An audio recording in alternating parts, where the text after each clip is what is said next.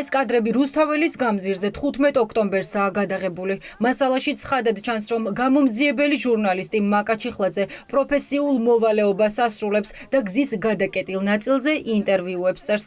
ამ დღეს მაკა მავთულით შებმული სასახლის ღობის საქმეზე გამოძიებას ამზადებდა. 6 თვის თავზე კი გამომძიებელ ჟურნალისტს ყველა ანგარიში დაუყადაღეს. ტელეპირველის გამომძიებელ ჟურნალისტთა ოფისში ფიქრობენ, რომ ეს არის ქართული ოცნების შურისძიება იმ ჟურნალისტური გამოძიებების გამო, რომელსაც ეს გუნდი ამზადებს. 15 ოქტომბერს, როგორც დღეს ამიხსნეს, უკვე აღსრულების ბიუროში, თურმე როდესაც დამაჯარიმეს, ვასრულებდი ნამდვილად პროფესიულ მოვალეობას, ზუსტად მახსოვს ეს დღეც, ეს რეპორტაჟი, ეს იყო 4 ოქტომბრის საქმე და რესპონდენტებს ვწერდი გადაკეტილ რუსთაველის გამზირზე. ანუ მე კი არ გადავკეტე რუსთაველის გამზირი, გადაკეტილ რუსთაველის გამზირზე ვწერდი ადამიანებს. ამის შესახებ ვიგებ ახლა, რამდენი თვის შემდეგ, როდესაც უწყებას ევალებოდა ან SMS შეტყობინების, ან პოსტით გამოგზავნილი წერილის, ან პირადად პატრულ ინსპექტორის მოსვლიდან რამე ფორმით ტრედი ეფრინათ ბოლო-ბოლო და გაიგებინებინათ, რომ მე ვარ დაჯარიმებული. არა, ვიდრე არ შემიქმნეს პრობლემა, ვიდრე ბანკში ყადაღა არ დამადეს, მანამდე არც ჩათვალეს საჭიროდ, რომ ეს უბრალოდ ეთქვათ.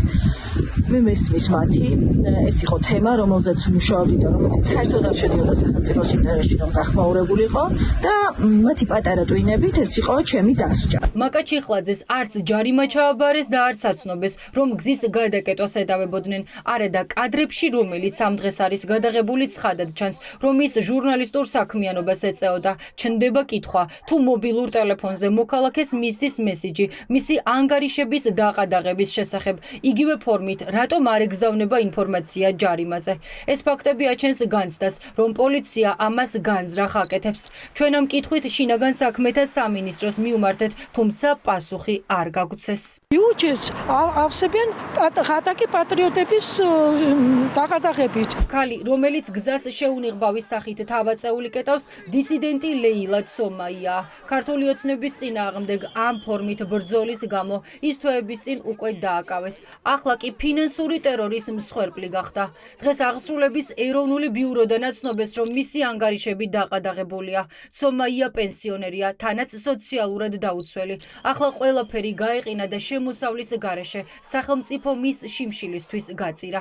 მთელი თვის განმავლობაში მომდის სააღსრულებლო შეტყობინებები, რომ დაჯარიმებული ვარ.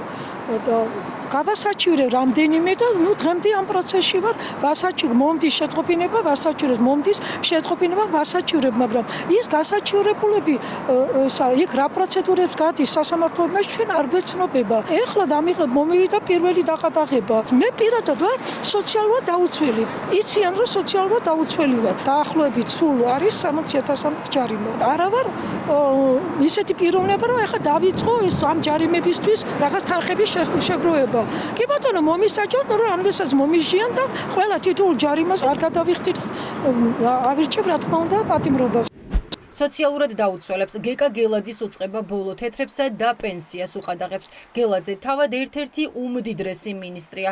შვილებისათვის ჩასარიცხი თანხა დაუყადაღეს სინდისის პატიმრების ოჯახის წევრებსაც. დამაყადაღეს მე 7 რიცხვში 6-8-15 ეს ის დრო იყო, როცა შეიძლებოდა პატიმრებზე სურსათის შეგზავნა სააღდგომო. დავებიან 2 ოქტომბერს. 2 ოქტომბერს ძირითადად სულ რუსთაველზე ვარ და ვერ მივხვდებოდი, მაგრამ ჩემი მეუღლის დაბადების დღე აღმოჩნდა და ნამდვილად სტუმრები მყავდა სახლში და ფიზიკურად ვერ ვიყავი რუსთაველზე იმ დღეს და 22 ნოემბერს მე საზღვარი დავტოვე, საზღვარგარეთ მომიწია წასვლა და მაშინ მებაჟეს ვკითხე უბრალოდ გადამოწმების სახით, რომ მქონდა თუ არა ჯარიმები და მებაჟე მითხრა, რომ საერთოდ სუფთა ვიყავი და ჯარიმა არ მქონდა. იმდენი სიმწარე მანახეს, ჩემი შვილი ისე აწამეს, ხა მაგ 5,000 ლარიანი ჯარიმით რაღაც გამამწარებენ. ადმინისტრაციული ჯარიმები ფაქტობრივად არის 1 წლის განმავლობაში გამოწერილი ჯარიმები და მთლიანობაში ჩვენი ოჯახის მიმართ შეადგენს 57 ერთეულს. 57 5,000 ლარიანი ჯარიმაა, მათ შორის 45 მარტო მე მაქვს, ჩემს მეუღლეს 7 აქვს, ჩემს რძალს 1 აქვს, ჩემს მიშვილს 3 აქვს.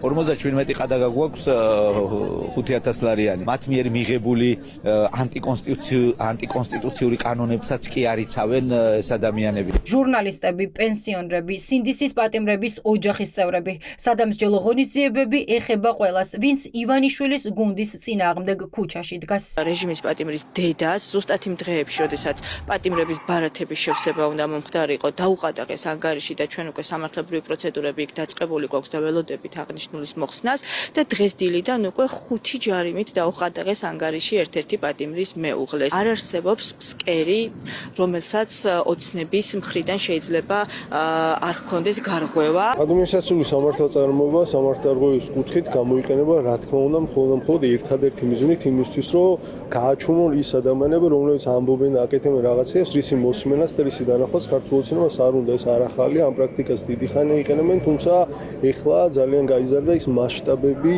და უკვე უამრავ ადამიანს ეხება. აქ იმაზე ლაპარაკი, რომ რაღაცა ისინდისონ, რაღაც გაითვალისწინონ კონტექსტი, კონკრეტული ადამიანი, ამაზე საუბარი ზედმეტია. ჯარიმებისა და ყადაღების საქმეები ან უკვე გასაჩივრებულია, ან სამომავლოდ იგეგმება ყველა სამართლებრივი ბერკეტის გამოყენება. ჯერ უცნობია, რა პასუხს გასცემს ქართული ოცნების სასამართლო დაჯარიმებულ დაყადაღებულებს, თუმცა ცალსახაა, რომ ქართული ოცნება ამ ფორმით იმ აქციების დასრულებას ცდილობს, რომელსაც 500 დღეა უშედეგოდ ებრძვის.